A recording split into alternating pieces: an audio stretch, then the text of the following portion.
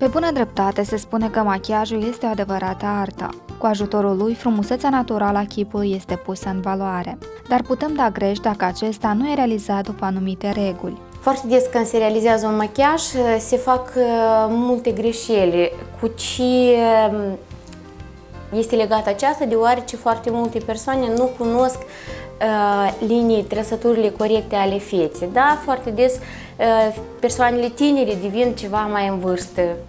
Se adaugă, după înfăptuirea unui machiaj, se adaugă 5-10 ani de vârstă. De aceea este foarte important de cunoscut unele reguli ale feței. Iată, de exemplu, avem o față tinerică, așa?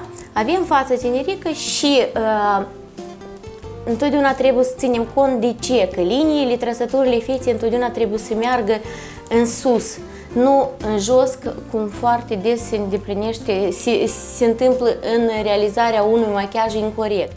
Odată cu înaintarea în vârstă apar ridurile, trăsăturile feței capătă o altă formă, iar prin anumite trucuri de machiaj puteți șterge orice imperfecțiune. În primul rând se folosește un corector de nuanță verde, deoarece culoarea verde neutralizează roșața feței, dar cu vârsta noi știm că aceste roșețe ale feței apar vrând nevrând și de aceea este important că înainte de a aplica fonul de ten pe care o să-l folosim, se aplică acest corector anume pe problema unde este puțină roșață. Fondul de ten trebuie să fie mai deschis decât culoarea naturală a feței.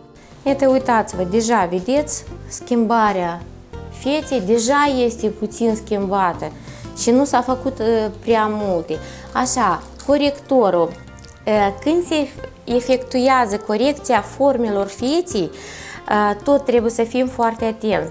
La persoane tinere, de exemplu, se face greșeala care, ca tare se face corecția feței paralel cu linia maxilarului de jos, nu mai vertical și nu mai în sus, să zicem așa, da?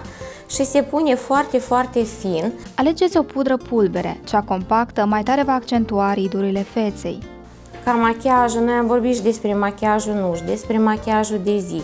Ca puțin să întinerim, să ridicăm liniile ochișorului mai în sus, se face conturul, așa, puțin mai sus. Utilizați fardurile în culori mate, care camuflează mai bine pielea și ascund liniile ridurilor. Aplică nuanțe de șampanie sau piersică de la linia genelor la sprâncene pentru a lumina zona ochilor. Foarte des ne întâlnim cu chestia când suprafața sprâncenei este lăsată așa un pic în jos, așa. Lucrul acesta, ca să-l evităm și să-l, așa să zicem, să-l ascundem, să nu fie vizibil, se aplică farduri peste această suprafață. Este bine să te limitezi la culori neutre sau la folosirea unei singure nuanțe aprinse. La persoane cu o vârstă mai un pic înaintată, se folosește rimelul numai pe pleoapa de sus, pe linia de gene de sus. De ce? Ca să nu... Ne uităm în jos. Ca să nu fie prea efectul păpușii, așa să zicem, da? Dacă persoanele sunt cu firele de gene deschise, atunci folosim un rimel cafeniu gri. Dacă genele sunt de culoare închisă, atunci deja folosiți rimelul negru. Pentru a scoate ochii în evidență, accentuează sprâncenele cu un creion în nuanța lor naturală. Fardul de obraz, ceea ce am făcut noi cu corectorul închis, practic ce și repetăm. Nu schimbăm direcția liniei fardului de obraz. Nuanțele închise de ruj sau cele mate atrag atenția asupra buzelor. Iată, uitați-vă cât de bine se vede un piculeț. Noi am schimbat numai unele trăsături ale feței cu ajutorul produselor cosmetice. Așadar, cu ajutorul machiajului profesional realizat, puteți masca vârsta. Important este să vă simțiți bine în pielea dumneavoastră și să vă bucurați din plin de viață.